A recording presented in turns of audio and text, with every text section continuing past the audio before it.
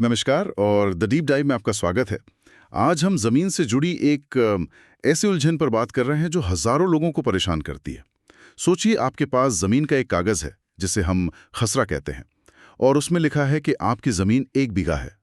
लेकिन जब आप सरकारी नक्शा निकलवाते हैं तो पता चलता है कि नक्शे पर वो जमीन 1 बीघा से कम दिख रही है। अब सवाल यह है कि सही क्या है, कागज या नक्शा?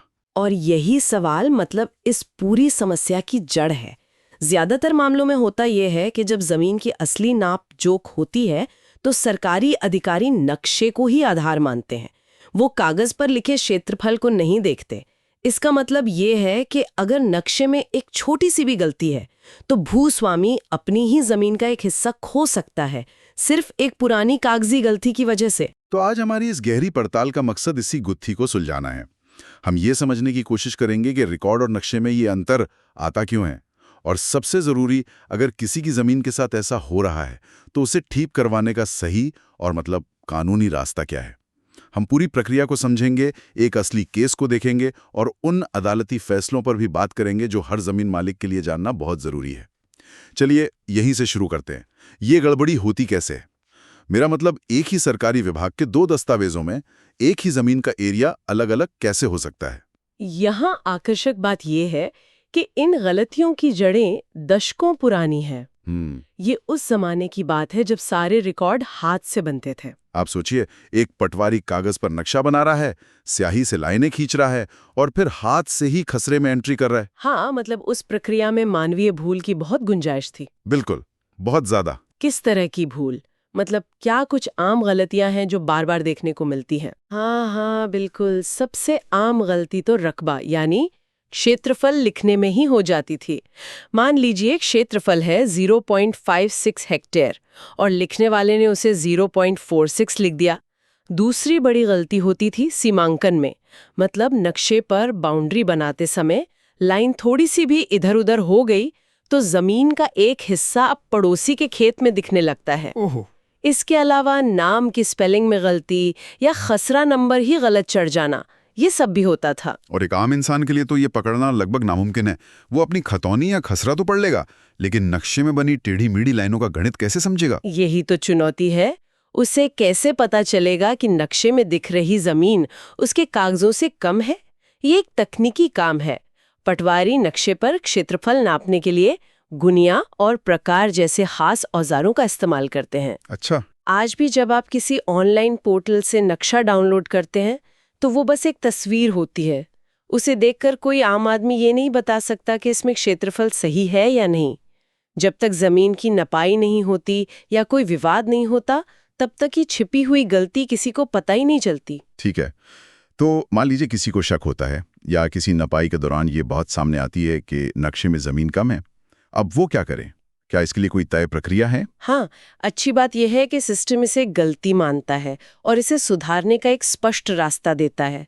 और ये प्रक्रिया लगभग सभी राज्यों में, जैसे उत्तर प्रदेश, राजस्थान, मध्य प्रदेश, बिहार, हरियाणा, सब में कमोबेश एक जैसी ही है। तो पहला कदम क्या होगा? सबसे पहला और जरूरी कदम है अपने दस्तावेजों को इकट्ठा करना।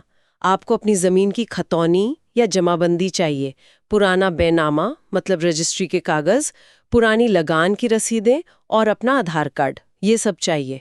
और अगर कहीं से पुराना नक्शा मिल जाए तो वो तो सोने पे सुहागा है। और पड़ोसियों की गवाही का भी जिक्र था। हाँ, अपने पड़ोसियों से बात करके रखना बहुत जरूरी है, क्योंकि उनकी गवाही भी बहुत मायने रखती है। ठीक है, दस्तावेज इकट्ठा हो गए, इसके बाद आवेदन कहाँ और कैसे करना है? आजकल तो सब कुछ ऑनलाइन हो रहा है। जी, ज्यादातर राज्यों ने अब प्रक्रिया ऑनलाइन कर दी है। हर राज्य का अपना भूलेख पोर्टल है, जैसे यूपी भूलेख या एमपी भूलेख।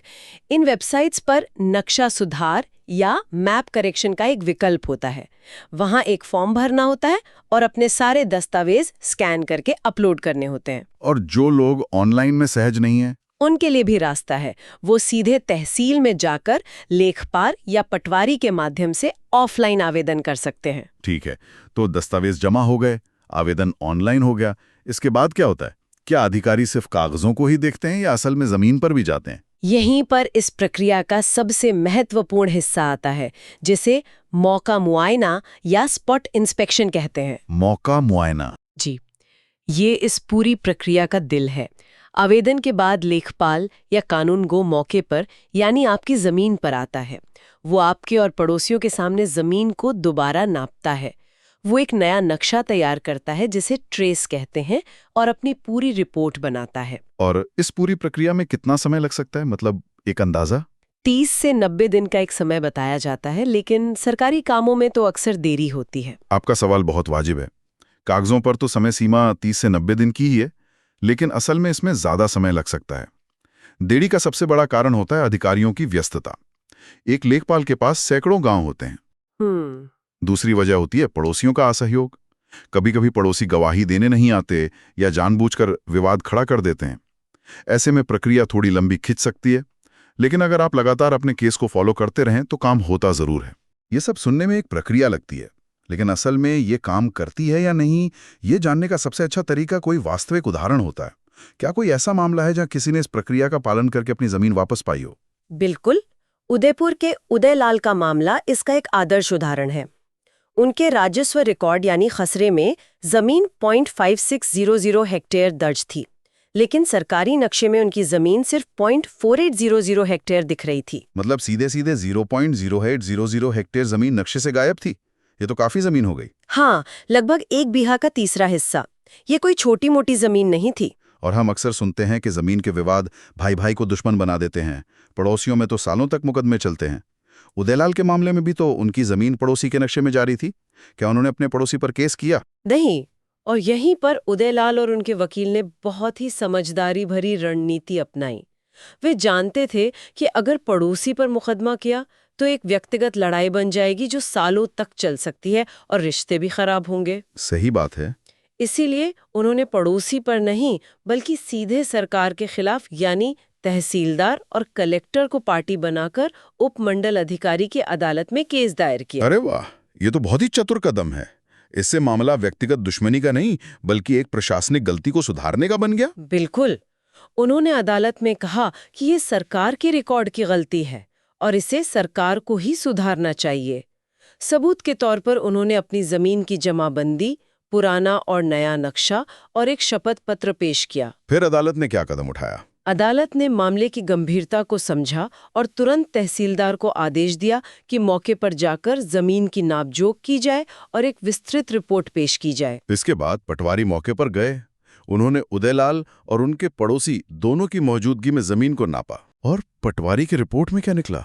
पटवारी ने अपनी रिपोर्ट में साफ साफ लिखा कि उदयलाल के खसरे में रिकॉर्ड के अनुसार 0.5600 हेक्टेयर भूमि है, लेकिन नक्शे पर नापने पर यह केवल 0.4800 हेक्टेयर ही बन रही है। और सबसे महत्वपूर्ण बात, रिपोर्ट में यह भी पुष्टि की गई कि ये जो 0.0800 हेक्टेयर की कमी है वो जमीन गलती से पड़ोसी के खेत के नक्शे में अध्यारोपित हो रही है, जिसे सुपर इम्पोज्ड कहते हैं। एकदम सही।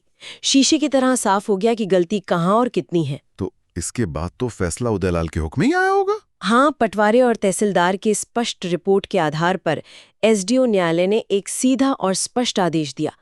आदेश में लिखा था कि राजस्व रिकॉर्ड का मिलान करते हुए उदयलाल की जमीन का रकबा नक्शे में भी 0.5600 हेक्टेयर किया जाए और नक्शे को सुधारा जाए। और ये हुआ? जी, ये आदेश तहसीलदार कार्यालय भेजा गया और कुछ ही हफ्तों में राजस्व विभाग ने आधिकारिक नक्शे को ठीक कर दिया। उदयलाल को अपनी खोई हुई जमीन वापस मिल गई, वो भी बिना पड़ोसी से कोई दुश्मनी मोल लिए। उदयलाल का मामला ये यकीन दिलाता है कि सिस्टम काम करता है, लेकिन क्या वो सिर्फ किस्मत वाले थे या फिर उनके केस के पीछे कोई ठोस कानूनी आधार था जो हर किसी के लिए उपलब्ध है? क्या कुछ ऐसे बड़े कानूनी सिद्धांत हैं जो भूस्वामियों को ऐसे मामलों में ताकत देते हैं? आप बिल्कुल सही मुद्दे पर आए हैं। उदयलाल की जीत सिर्फ किस्मत नहीं थी, इसके पीछे सुप्रीम कोर्ट के कुछ बहुत ही शक्तिशाली फैसले हैं जो हर जमीन मालिक के लिए एक कवच की तरह काम करते हैं। इनमें से 2 फैसले तो मील का पत्थर हैं। ओके, तो वो कौन से फैसले हैं? पहला है 2010 का सुप्रीम कोर्ट का बलवंत सिंह बनाम जगदीश सिंह का मामला। इस फैसले में सुप्रीम कोर्ट ने एक बहुत ही बुनियादी बात कही। उन्होंने कहा कि राजस्व रिकॉर्ड जैसे खसरा, खतौनी या नक्शा ये किसी के मालिकाना हक का अंतिम सबूत नहीं है। अच्छा। हाँ, ये मुख्य रूप से सरकार द्वारा कर वसूलने और व्यवस्था बनाए रखने के लिए बनाए गए दस्तावेज हैं। इसलिए अगर इनमें कोई गलती है तो उसे एक प्रशासनिक प्रक्रिया के तहत कभी भी सुधारा जा सकता है। ये तो बहुत बड़ी बात है। इसका मतलब कोई अधिकारी ये कहकर आपका आवेदन खारिज नहीं कर सकता कि जो रिकॉर्ड में है वही फाइनल है। रिकॉर्ड को पत्थर की लकीर नहीं माना जा सकता। एकदम सही। ये तर्क तहसीलदार की अदालत से लेकर हाई कोर्ट तक हर जगह काम आता है। अब आते हैं दूसरे और शायद इससे भी ज्यादा महत्वपूर्ण फैसले पर। ये 2021 का सूरजभान बनाम हरियाणा राज्य का मामला है। ये भी सुप्रीम कोर्ट का ही है। इसमें क्या कहा गया? इसमें कोर्ट ने कहा कि राजस्व रिकॉर्ड में क्षेत्रफल या सीमा की गलती को एक लिपिकीय त्रुटि यानी क्लेरिकल मिस्टेक माना जाएगा और कानून के अनुसार लिपिकीय त्रुटियों को सुधारने के लिए कोई समय सीमा यानी लिमिटेशन पीरियड लागू नहीं होता। अरे वाह, ये तो गेम चेंजर है। इसका मतलब तो ये हुआ कि अगर किसी के दादा परदादा के समय की यानी 40-50 साल पुरानी गलती भी है तो भी वो उसे आज सुधारने के लिए आवेदन कर सकता है। बिल्कुल। कोई ये कहकर केस खारिज नहीं कर सकता कि अब बहुत देर हो चुकी है। बिल्कुल, आप 50 साल पुरानी या 100 साल पुरानी गलती को भी सुधारने के लिए जा सकते हैं। समय बीत जाने का बहाना अब नहीं चलेगा। ये दोनों फैसले मिलकर भूस्वामी को असीमित ताकत देते हैं। बलवंत सिंह का केस कहता है कि गलती सुधारी जा सकती है और सूरजभान का केस कहता है कि इसे सुधारने में कभी देर नहीं होती। इन दो बड़े फैसलों के अलावा भी क्या कोई और महत्वपूर्ण निर्णय हैं जिनका जिक्र करना जरूरी है? हाँ, कुछ और भी हैं जो प्रक्रिया को और मजबूत करते हैं। जैसे हरियाणा वक्फ बोर्ड के एक मामले में सुप्रीम कोर्ट ने यह अनिवार्य कर दिया कि नक्शा सुधार के मामलों में मौका मुआयना जरूरी है। कोई भी अधिकारी सिर्फ दफ्तर में बैठकर रिपोर्ट नहीं बना सकता, उसे जमीन पर जाना ही होगा। मतलब वो बातें हैं जाने के लिए। जी, अगर वो बिना आए रिपोर्ट देता है तो आप इस फैसले का हवाला देकर उस रिपोर्ट को चुनौती दे सकते हैं। और राज्यों के अपने हाई कोर्ट के भी फैसले होंगे? जी बिल्कुल। जैसे उत्तर प्रदेश के लिए इलाहाबाद हाई कोर्ट का 2022 का जितेंद्र सिंह का फैसला बहुत महत्वपूर्ण है। इसमें हाई कोर्ट ने साफ किया है कि नक्शा सुधार के लिए उत्तर प्रदेश राजस्व संहिता के तहत कभी भी आवेदन किया जा सकता है। इसी तरह राजस्थान हाईकोर्ट ने भी एक मामले में कहा है कि अगर पुराना सेटलमेंट का नक्शा भी गलत साबित हो जाता है तो भी सबूतों के आधार पर नया नक्शा बनाया जा सकता है। तो कानूनी तौर पर भूस्वामी का पक्ष बहुत मजबूत है। तो आज की इस पूरी चर्चा को अगर हम समेटें तो सार ये है कि अगर किसी के जमीन के कागज और नक्शे में अंतर है तो ये गंभीर समस्या है लेकिन लाइलाज नहीं है। एक स्पष्ट प्रक्रिया है, दस्तावेज जुटाओ, सही जगह आवेदन करो और मौका मुआयना करवाओ। उदयलाल का मामला दिखाता है कि ये प्रक्रिया असल में काम करती है। और सबसे बड़ी बात यह है कि कानून आपके साथ है। ये जानना कि आपके रिकॉर्ड में हुई गलती एक लिपिकीय त्रुटि है जिसे कभी भी सुधारा जा सकता है, ये अपने आप में एक बहुत बड़ी ताकत है। बलवंत सिंह और सूरजभान जैसे मामलों का ज्ञान किसी भी भूस्वामी को अपने अधिकारों की रक्षा करने का आत्मविश्वास और साधन देता है। ये सिर्फ जानकारी नहीं है, ये एक हथियार है। बिल्कुल। आज हमने जो भी बात की वो पुराने कागजी नक्शों और हाथ से बने रिकॉर्ड को ठीक करने के बारे में थी। लेकिन अब भारत में भूमि रिकॉर्ड का बहुत तेजी से डिजिटलीकरण हो रहा है, सब कुछ ऑनलाइन हो रहा है।